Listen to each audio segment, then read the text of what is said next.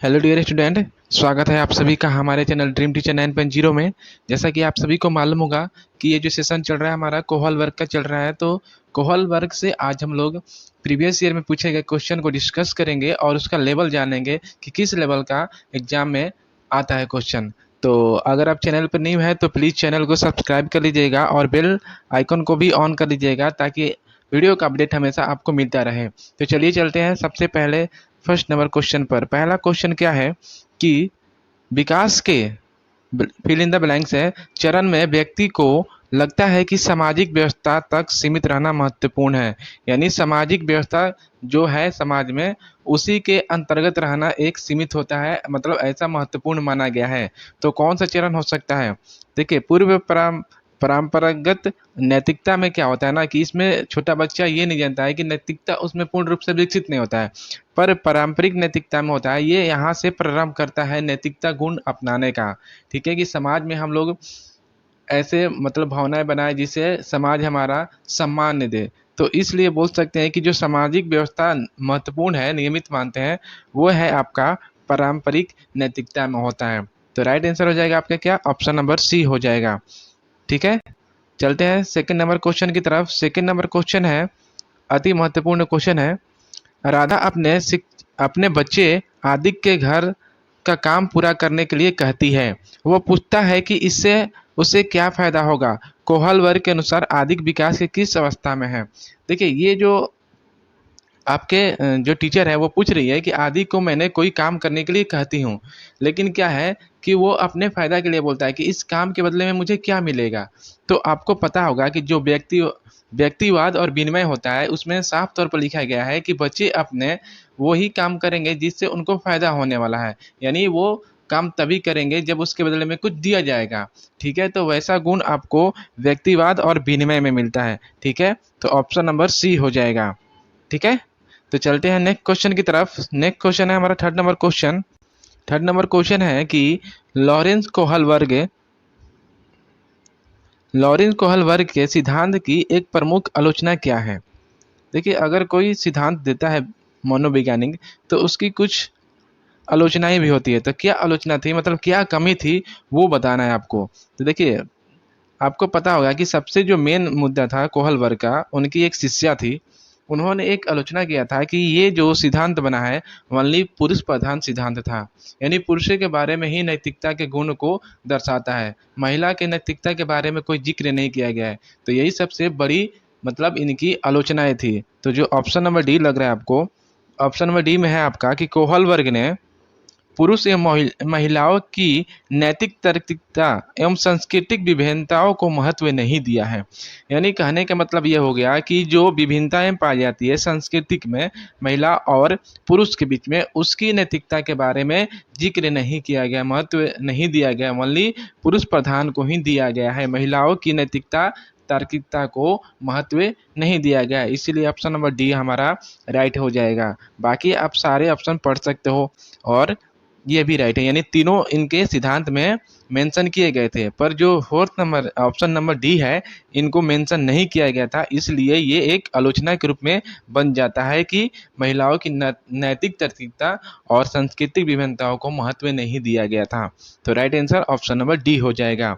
ठीक है, ये क्वेश्चन बार बार आता है, अति महत्वपूर्ण क्वेश्चन है, इसको आप देख लीजिएगा क्वेश्चन को। चलिए चलते हैं फोर्थ नंबर क्वेश्चन की तरफ। है आपका कि कोहल वर्ग के सिद्धांत के अनुसार कौन सी अवस्था में एक व्यक्ति का निर्णय दूसरे के अनुमोदन, पारिवारिक आकांक्षाओं पर पारंपरिक मूल्य एवं समाज के नियमों पर आधारित होता है? ठीक है, दूसरे किसी के कहने पर ऐसा बोला गया है, पारिवारिक आकांक्षाओं पर, पारंपरिक मूल्यों पर और समाज के नियमों पर आधारित होता है। देखिए, समाज के उत्तर आपने पढ़ा होगा कि पूर्व पारंपरिक में होता है कि बच्चे ओनली अपने दंड, आज्ञा और लाभ के लिए ही मतलब नैतिक गुण उनमें विकास होता है। बाकी पारंपरिक में आपका यानी कानून व्यवस्था यानी समाज में अच्छे सामान्य के लिए होता है। ठीक है, लेकिन जो आपका उत्तर पारंपरिक होता है इसमें पूर्ण रूप से नैतिकता का विकास हो चुका होता है और उनको ये पता चल जाता है कि समाज में क्या गलत है और क्या सही है। उनके बीच मतलब समझ जाते हैं पूर्ण रूप से। तो बोल सकते हैं कि जो आपका क्वेश्चन है, इसमें बोला गया है कि दूसरे के अनुमोदन और पारिवारिक आकांक्षाओं और पारंपरिक मूल्य एवं समाज के नियमों पर आधारित होता है। वो पूर्ण रूप से मतलब नैतिकता के बारे में बोल रहा है। तो ये कब होगा आपका? तो ये होगा आपको पश्चिम मतलब पारंपरिक यानी उत्तर पारंपरिक भी इसको बोल सकते हैं। तो क्वेश्चन को किस तरह घुमाता है आप देख सकते हो। ये क्वेश्चन प्रीवियस ईयर में ऐसे ही पूछा था, तो आप याद रखना कि उत्तर पारंपरिक को भी पश्चिम पारंपरिक भी कहा जाता है, यानी पश्चिम मतलब बाद की पारंपरिक। तो उत्तर पारंपरिक हो गया, तो ऑप्शन नंबर क्या हो जाएगा आपका? ऑप्शन नंबर सी राइट हो जाएगा। ठीक है, चलिए चलते हैं 5 नंबर क्वेश्चन की तरफ। 5 नंबर क्वेश्चन है कि देखिए क्वेश्चन इतना बड़ा है, पढ़ने में टाइम लगता है, पर आंसर इसका ना बहुत मतलब इतना आसान होता है, समझ में आ जाता है। ठीक है ना, तो आप जब भी पढ़ते हो ना तो क्वेश्चन को आराम से पढ़ो और समझा करो बीच बीच में क्या बोल रहा है। देखिए बोल रहा है क्या, सुदीप्ता नाम की कोई बच्ची है को उत्तर प्रदेश में देखी गई अमानवीय परिस्थितियों से बचने में मदद करने के लिए अथक प्रयास करती है। ठीक है, वो ऐसा इसलिए करती है क्योंकि वो मानती है कि क्या करना सही है, भले ही वो अक्सर इन बच्चों को मदद करते समय खुद को जानलेवा स्थिति में पाती है। सुदीप्ता ने कोहल वर्ग के नैतिक विकास के किस चरण को प्रदर्शित किया है? देखिए साफ तौर पे कहने का मतलब हो गया कि आप एक ऐसे परिस्थिति में है, मतलब स्थिति में है जहाँ पर अमानवीय व्यवहार हो रहा है, परिस्थिति व्यवहार है, जिसमें बच्चों को बचाने के लिए क्या किया जा रहा है, अथक प्रयास कर रही है वो बच्ची। तो आप समझ सकते हैं कि ये मानवीय मतलब रूप से क्या करना चाहती है, समाज में एक अच्छा कार्य करना चाहती है कि हम जिससे हम बच्चों को उस गलत परिस्थिति से, अमानवीय परिस्थिति से बचा सकें, ऐसा वो मतलब कहना चाहता है क्वेश्चन। ठीक है, तो ये जो गुण होता है आपको ये जो गुण होता है ना विकसित, इसको बोलते हैं सार्वभौमिक संबंध। यानी कहने का मतलब ये हो गया कि सार्वभौमिक नैतिकता सिद्धांत जो होता है ये बताता है कि इस अवस्था में बालक विवेक का प्रयोग करता है, अपना अपना जो आत्म केंद्रितता होता है उसको प्रयोग करता है और कुछ नियम अपने आप से बनाता है। ठीक है ना, वो समाज के नियम से नहीं चलता है, खुद से अपना भी नियम बनाता है कि क्या सही है और क्या गलत है।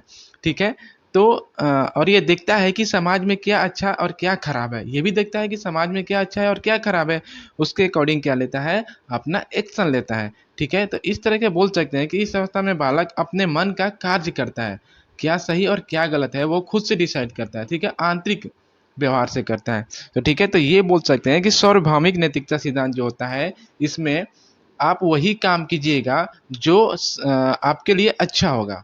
ठीक है ना, अगर वो उस टाइम मदद नहीं करेगी तो फिर तो उनके साथ गलत हो सकता है ना। तो इसलिए क्या करती है कि वो अपने मन की काम करती है। ठीक है ना, कि उनको बचाने के लिए भले मेरी जान चला जाए लेकिन मैं उनको बचाऊंगा। तो इसी को बोलते हैं सार्वभौमिक नैतिक सिद्धांत।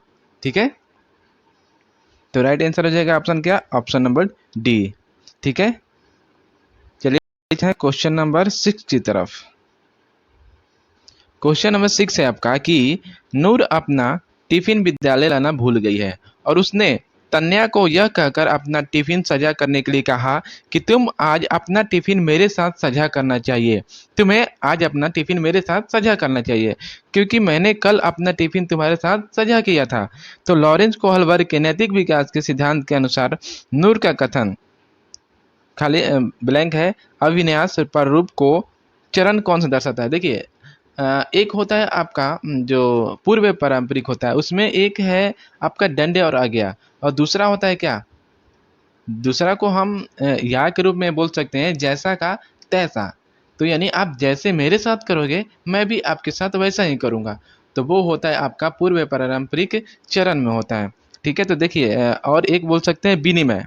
विनिमय का मतलब होता है क्या कि वस्तु विनिमय, यानी आप हमको दे रहे हैं तो मैं भी आपको उस वही वस्तु दूंगा, तो उसी को विनिमय यानी आदान प्रदान बोल सकते हैं।